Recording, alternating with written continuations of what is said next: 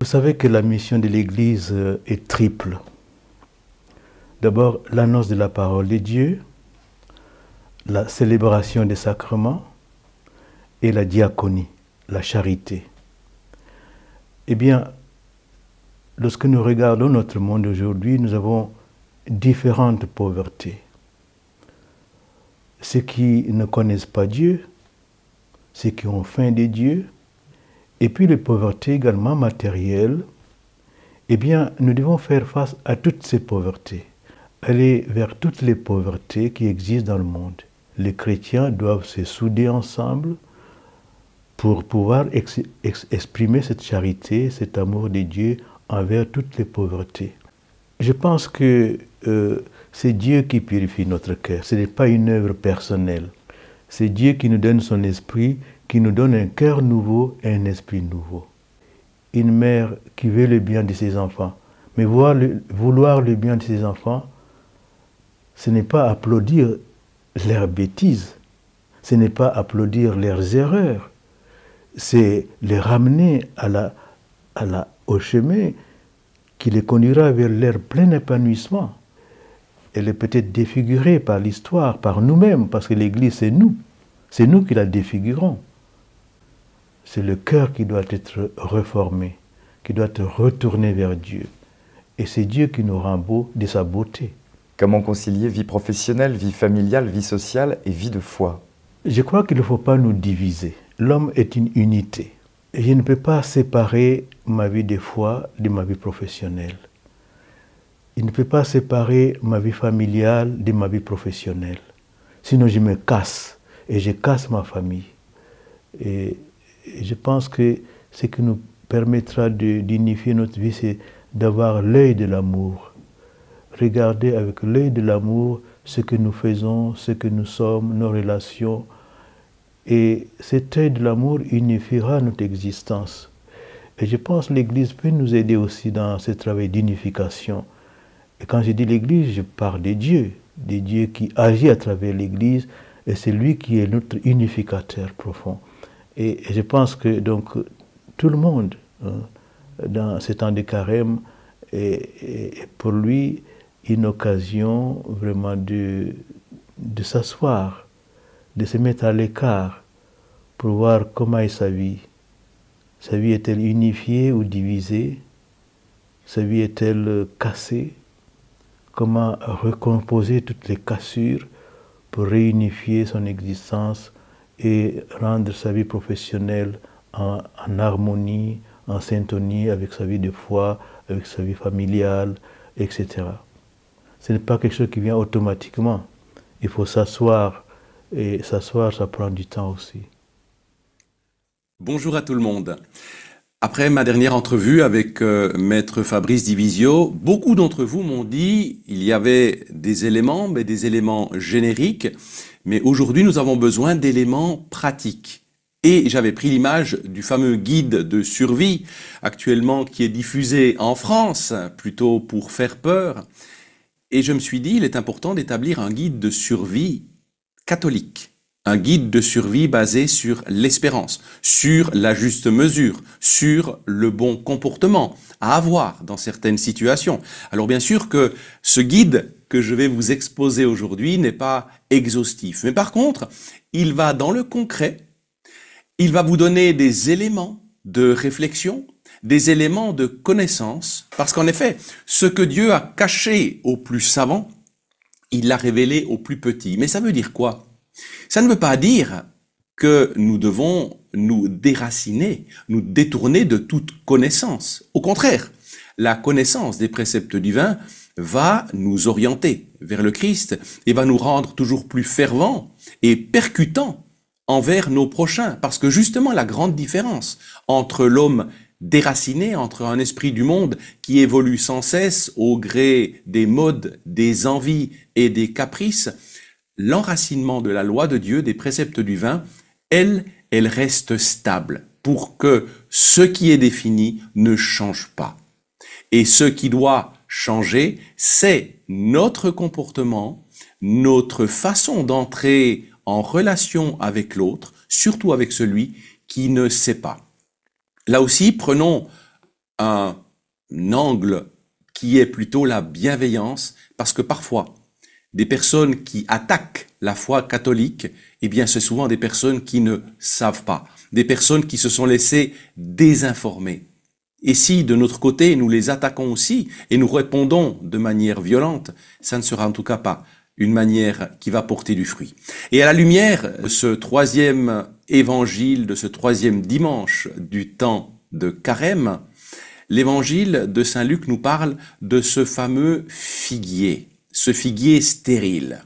Et nous voyons que ce figuier a un problème, c'est qu'il est dans une terre. Mais cette terre, peut-être qu'elle ne donne pas assez de suc, de substance, d'humus.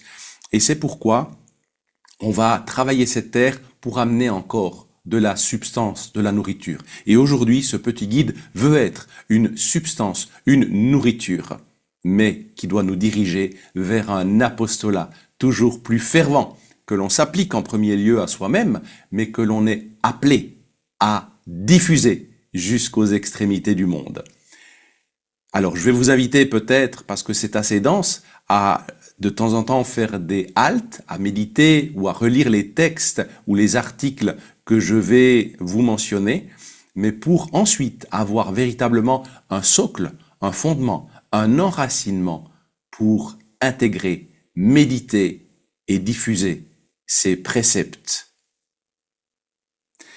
Tout d'abord, comment répondre à une personne qui attaque la foi catholique juste par idéologie ou par méchanceté? Mes conseils, premièrement, restez calme et patient. Nous voyons d'ailleurs dans cette parabole du figuier stérile que malgré 3 ans où ce figuier ne donnait pas comme fruit, on demande encore, celui qui cultive demande encore de donner un peu de temps et de donner encore un peu de suc, d'information, quelque chose qui va nourrir pour permettre dans la patience, dans la persévérance, que celui qui ne donne pas de fruits actuellement puisse devenir porteur de cette semence. Donc la patience est importante. Soyez toujours prêts à défendre l'espérance qui est en vous, mais faites-le avec douceur et respect. Je vous renvoie à la première épître de Saint Pierre au chapitre 3, les versets 15 à 16. Ne répondez pas par l'agressivité, restez posés et montrez une attitude respectueuse. Deuxièmement, ne pas se laisser piéger par la provocation.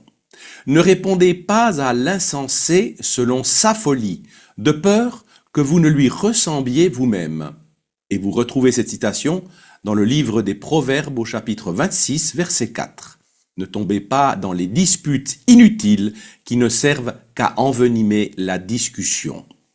Troisièmement, connaître et approfondir sa foi. Mon peuple est détruit faute de connaissance, nous dit le livre d'Osée au chapitre 4, verset 6. Prenez le temps d'étudier la Bible, le catéchisme et l'histoire de l'Église pour répondre de manière éclairée. Quatrièmement, répondre avec amour, même en cas d'attaque. Aimez vos ennemis, faites du bien à ceux qui vous haïssent, nous dit Saint Luc au chapitre 6, verset 27. Même si l'autre est agressif, montrez-lui que l'amour du Christ vous guide. Cinquièmement, rappelez que la foi est un don et une rencontre avec Dieu. Personne ne peut venir à moi si le Père qui m'a envoyé ne l'attire, nous dit Saint Jean au chapitre 6, verset 44. Tout le monde ne comprendra pas immédiatement la foi. Soyez patients et priez pour eux. Sixièmement, montrez l'exemple par sa vie.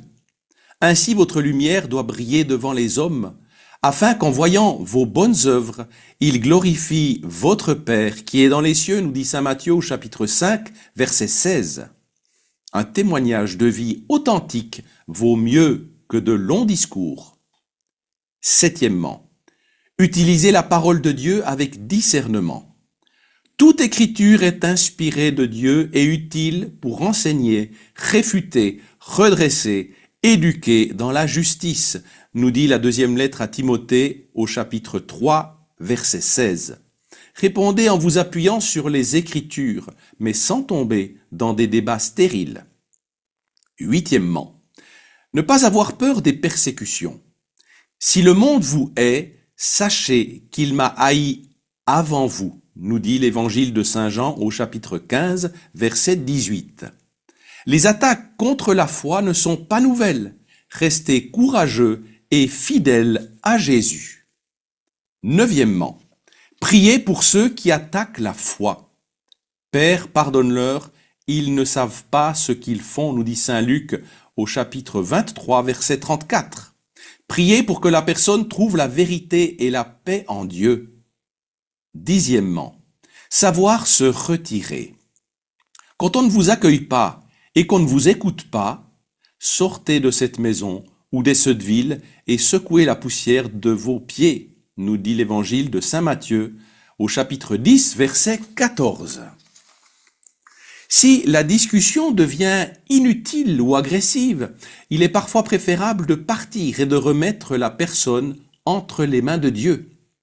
En résumé, il faut toujours répondre avec amour, patience et sagesse en nous appuyant sur la parole de Dieu et l'exemple du Christ. La foi ne se défend pas seulement par les mots, mais surtout par une vie transformée par l'Évangile. Deuxième question, que répondre à une personne qui s'attaque à la foi catholique par pure provocation, par généralisation ou par manque de connaissance? Doit-on simplement se taire? Mais se taire ressemble bien souvent à une complicité ou à une tiédeur. Premièrement, ne pas répondre à la provocation par la provocation. Si une personne attaque la foi juste pour provoquer, elle cherche souvent une réaction émotionnelle. La meilleure réponse est alors le calme et la sagesse. Ne répondez pas à l'insensé selon sa folie, de peur que vous ne lui ressembliez, nous dit le livre des Proverbes au chapitre 26, verset 4. Une simple question comme « Pourquoi dis-tu cela ?» peut l'obliger à réfléchir et révéler son manque de connaissances et de fondements. Deuxièmement, répondre avec une question. Jésus utilisait souvent cette méthode pour amener ses adversaires à se contredire ou à réfléchir. Si quelqu'un dit « l'Église est pleine d'hypocrites », vous pouvez lui répondre « tu as raison, certains chrétiens ne sont pas conformes aux préceptes de Dieu, et sans doute la plupart. Mais est-ce que ça leur remet en cause le message du Christ ?» Une belle interrogation. Troisièmement, réfuter les généralisations avec des faits. Beaucoup d'attaques viennent de clichés ou de fausses idées. Sans entrer dans une dispute, vous pouvez apporter une correction simple et factuelle. Par exemple, les croisades prouvent que le christianisme est violent. Vous pouvez répondre, l'histoire est plus complexe que cela. Il y a eu des abus, mais aussi des contextes de défense. As-tu déjà étudié les faits historiques? Le pousser à la connaissance, à une recherche plus profonde. Quatrièmement, témoigner plutôt que débattre. Parfois, plutôt que de répondre théoriquement, partager son expérience personnelle est plus puissant. Avant, moi aussi je me posais des questions, mais ma rencontre avec Dieu a changé ma vie, pouvez-vous lui dire. Cela désarme souvent les provocateurs qui s'attendent à un débat et non à un témoignage personnel. Cinquièmement, ne pas avoir peur de la vérité. Si vous vous sentez que cette personne est vraiment de mauvaise foi, il ne faut pas hésiter à le dire avec douceur. Tu sembles plus intéressé par l'attaque que par une vraie discussion. Si un jour tu veux parler sérieusement, je serai ravi d'échanger avec toi. Sixièmement, prendre du recul nécessaire. Si la discussion devient stérile ou agressive, mieux vaut partir que de s'enliser. Ne jetez pas vos perles au pourceau, de peur qu'ils ne les piétinent, nous dit l'évangile de Saint Matthieu au chapitre 7, verset 6. Se taire dans ce cas n'est pas de la tiédeur, mais de la sagesse. Septièmement, priez pour la personne. Souvent derrière une attaque, il y a une blessure ou un malentendu. Une prière silencieuse peut être plus efficace que 1000 arguments. Dans le fond, que faut-il répondre à ce genre d'attaque? Si c'est une vraie question, répondre avec patience et pédagogie. Si c'est une simple provocation, répondre avec sagesse ou par une question. Si c'est une attaque purement malveillante, il est parfois plus sage de se retirer. La clé est de discerner si la réponse portera du fruit ou si elle nourrira juste une querelle inutile. Ne pas répondre par peur serait de la tiédeur, mais se taire par sagesse peut être une force. Troisième question. Quel conseil donner à un catholique qui doit agir envers un danger comme une attaque envers une personne? Doit-elle sauver la victime au risque de se faire du mal ou de faire du mal à l'agresseur? Comment agir moralement en rectitude avec la foi catholique? Premièrement, la légitime défense est permise par l'Église. L'Église catholique reconnaît le droit et même le devoir de protéger une personne en danger, y compris soi-même. L'amour ne fait aucun mal au prochain, nous dit la lettre aux Romains au chapitre 13, verset 10. Le catéchisme de l'Église catholique enseigne: la légitime défense peut être non seulement un droit, mais un devoir grave pour celui qui est responsable de la vie d'autrui, au numéro 2265. Donc si quelqu'un est attaqué, il est moralement juste d'intervenir pour l'aider. Deuxièmement, minimiser le mal autant que possible. Même en situation de défense, un catholique doit toujours chercher à éviter de faire plus de mal que nécessaire. Ne te laisse pas vaincre par le mal, mais sois vainqueur du mal par le bien, nous dit la lettre aux Romains au chapitre 12, verset 21. L'idée est donc de chercher à désamorcer la situation par la parole, par l'intimidation, par l'appel à l'aide. Si possible, neutraliser l'assaillant sans le blesser gravement. Il faut retenir, il faut désarmer, il faut bloquer. Si la vie d'un innocent est en danger immédiat, la force peut être employée, mais toujours avec prudence. Le but visé n'est jamais de nuire à l'agresseur, mais d'empêcher un plus grand mal. Troisièmement, peut-on blesser ou tuer un agresseur pour sauver une victime? L'Église enseigne que si la seule manière de sauver une vie est de blesser l'agresseur, cela peut être justifié par le numéro 2264 du catéchisme. Cependant, l'intention doit être de protéger et non de tuer. Si l'agresseur peut être neutralisé autrement, c'est toujours préférable. Si, en légitime défense, l'agresseur meurt, ce n'est pas un péché, si ce n'était pas l'intention première. Saint Thomas d'Aquin explique que la légitime défense est justifiée si elle vise à sauver une vie, mais elle devient immorale si elle cherche délibérément à tuer l'agresseur. Et vous trouvez ça dans la Somme théologique, dans la Secunda Secundae, la question 64, article 7. Quatrièmement, l'amour du Christ, même envers l'ennemi. Le chrétien est appelé à aimer même ceux qui font le mal. Si possible, après la menace, il peut prier pour l'agresseur. Il peut encourager à la justice et au pardon, sans nier la responsabilité de l'agresseur. Père, pardonne-leur, ils ne savent pas ce qu'ils font, nous l'avons déjà dit. Mais aimer son ennemi ne signifie pas être passif face à l'injustice. On deviendrait complice. Comment agir donc moralement? Il faut toujours intervenir pour protéger les innocents. Utiliser un minimum de force nécessaire, ne pas chercher à tuer, mais accepter qu'un dommage puisse arriver en légitime défense. Rester fidèle à l'amour du Christ, même après le danger. Ainsi, un catholique peut défendre une victime, même au risque de blesser un agresseur, mais il ne doit jamais agir par haine ou par vengeance. Autre question. Comment répondre à une personne qui veut remettre en cause l'amour du prochain, en s'appuyant uniquement sur la fibre émotionnelle? Et aujourd'hui, très souvent, on déforme la réalité des faits en inversant la gravité de la faute. Ainsi, un vice deviendrait pratiquement une vertu aux yeux de ces personnes. Par exemple, en appelant la loi de fraternité, en fait, qui est une assistance au suicide. Premièrement, déjouer la manipulation du langage. Les défenseurs de l'euthanasie et du suicide assisté utilisent souvent des mots positifs pour présenter leur position. Fraternité, dignité, compassion.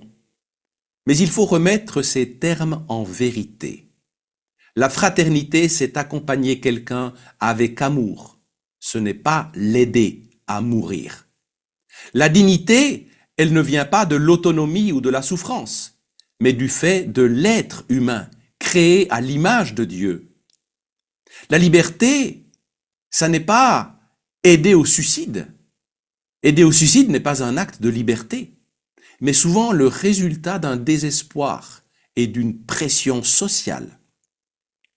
Ainsi, il faut rétablir le sens véritable des mots en demandant, selon toi, qu'est-ce que la dignité humaine? Est-ce que la vie d'une personne malade vaut moins que celle d'une personne en bonne santé? Deuxièmement, rappelez que la souffrance ne supprime pas la valeur d'une vie. L'euthanasie est souvent défendue par la peur de la souffrance. Mais la souffrance ne rend pas une vie indigne. Jésus lui-même a souffert, et pourtant il a donné un sens à sa souffrance. Ce que vous avez fait au plus petit d'entre les miens, c'est à moi que vous l'avez fait, nous dit saint Matthieu au chapitre 25, verset 40. L'Église enseigne que la vraie compassion, ce n'est pas d'éliminer la personne, mais de l'accompagner avec soin et amour, nous dit le catéchisme de l'Église catholique au numéro 2276 à 2279. Ainsi, il faut réorienter la discussion vers les soins palliatifs. Plutôt que d'accélérer la mort, ne devrions-nous pas mieux accompagner ceux qui souffrent? Troisièmement, montrer que l'euthanasie mène à des dérives dangereuses. Beaucoup de pays qui ont légalisé l'euthanasie ont vu des abus graves. En Belgique et aux Pays-Bas, des personnes atteintes de dépression ou simplement fatiguées de vivre ont été euthanasiées. Certains hôpitaux euthanasiaient des patients sans leur consentement explicite. Ainsi, il faut montrer que l'euthanasie devient vite un danger social. Si l'État décide qui peut mourir, ne risque-t-on pas de pousser les personnes vulnérables à choisir la mort par unique pression sociale? Quatrièmement, expliquer la vraie dignité humaine selon l'Église. La dignité humaine ne dépend pas de notre état de santé, mais du fait que nous sommes aimés de Dieu. Même les cheveux de votre tête sont tous comptés. Soyez donc sans crainte. Vous valez plus que beaucoup de moineaux, nous dit l'évangile de saint Luc au chapitre 12, verset 7. Dans l'Église, mourir dans la dignité signifie être entouré d'amour, recevoir les sacrements, être accompagné humainement et spirituellement. Ainsi, je vous invite à poser une question forte. Pourquoi associer la dignité à la capacité d'être autonome? Une personne âgée ou handicapée perd-elle sa dignité? Cinquièmement, réfuter l'idée d'un choix libre. Beaucoup de personnes demandant l'euthanasie ne le font pas par véritable choix, mais à nouveau par pression sociale, ou peut-être ont-elles peur d'être un fardeau. Nous ne nous appartenons pas à nous-mêmes. Nous avons été rachetés à grand prix, nous dit la première lettre aux Corinthiens au chapitre 6, versets 19 à 20. Ainsi montrer que la vraie liberté, c'est d'être soutenu dans l'épreuve, pas d'être poussé vers la mort. Sixièmement, rappelez le rôle des soins palliatifs. L'Église soutient les soins palliatifs qui permettent de soulager la douleur tout en respectant la vie. Un médecin doit soulager la souffrance, pas donner la mort. Ainsi opposer euthanasie et soins palliatifs. Pourquoi choisir la mort alors que nous avons des moyens d'apaiser la souffrance sans tuer activement? Septièmement, conclure avec la force de l'amour chrétien. L'euthanasie repose sur une vision désespérée de l'être humain. Le christianisme, au contraire, offre l'espérance et l'accompagnement. Ainsi témoigner de la beauté de l'accompagnement en fin de vie. J'ai connu des personnes en fin de vie entourées d'amour et de paix. La vraie dignité, c'est d'être aimé jusqu'au bout. En conclusion, il est important de déconstruire cette manipulation du langage. Deuxièmement, il faut affirmer que la souffrance ne détruit pas la dignité. Troisièmement, il faut mettre en lumière les dangers de l'euthanasie. Quatrièmement, montrer que la vraie dignité est dans l'amour et l'accompagnement. Cinquièmement, valoriser les soins palliatifs comme alternative. Ainsi, vous pourrez répondre avec vérité, fermeté et charité, en mettant en avant l'amour du Christ pour chaque vie humaine. Une autre question, comment agir ou lutter contre ceux qui détiennent le pouvoir et déforment ou détournent les préceptes de Dieu pour maintenir l'homme dans la méconnaissance et le maintenir dans un état de peur permanent pour mieux le manipuler et le rendre esclave, notamment du matériel, en cassant tout bonnement son espérance et les vertus morales et théologales. Premièrement, restez fermement ancrés dans la vérité. Jésus nous a averti que le monde chercherait à détourner la vérité. Vous connaîtrez la vérité et la vérité vous rendra libre, nous dit l'évangile de Saint Jean au chapitre 8, verset 32.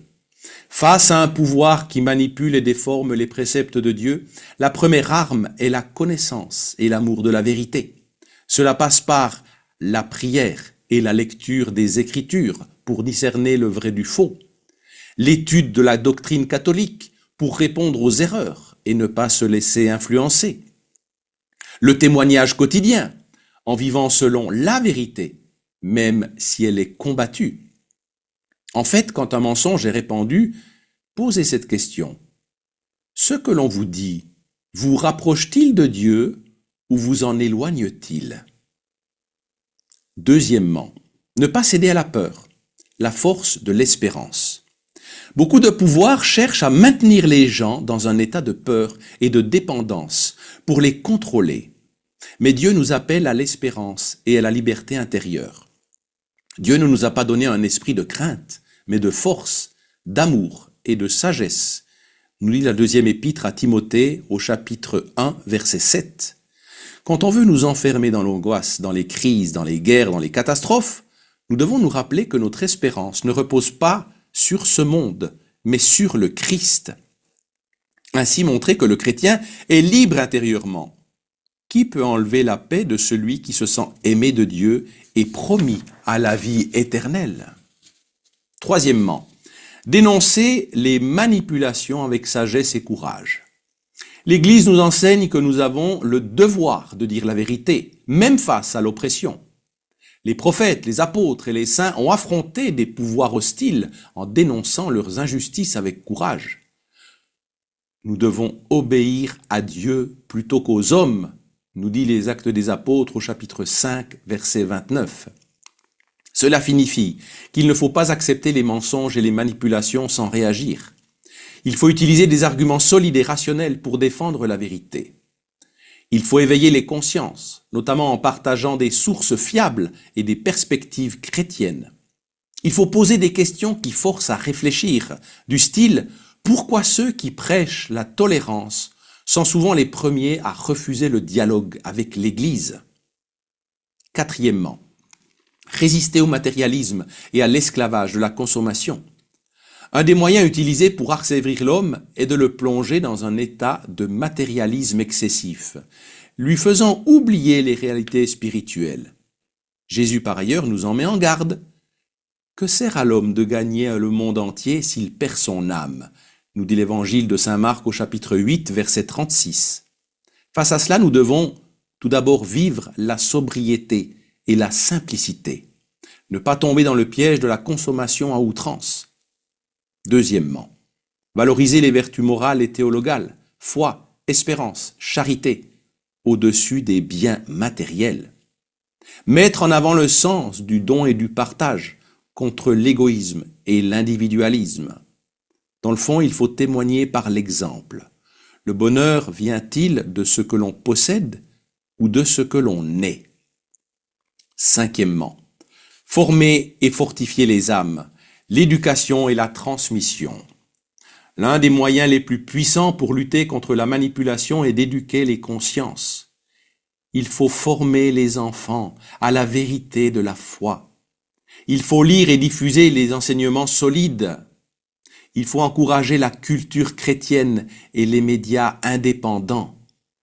Saint Paul nous exhorte, examinez toutes choses, retenez ce qui est bon, nous dit la première lettre aux Thessaloniciens, chapitre 5, verset 21. Dans le fond, il faut encourager la réflexion critique. Ne croyez pas aveuglement tout ce qu'on vous dit, cherchez la vérité par vous-même. Sixièmement, luttez par la prière et le combat spirituel. Derrière ces manipulations, il y a souvent une dimension spirituelle.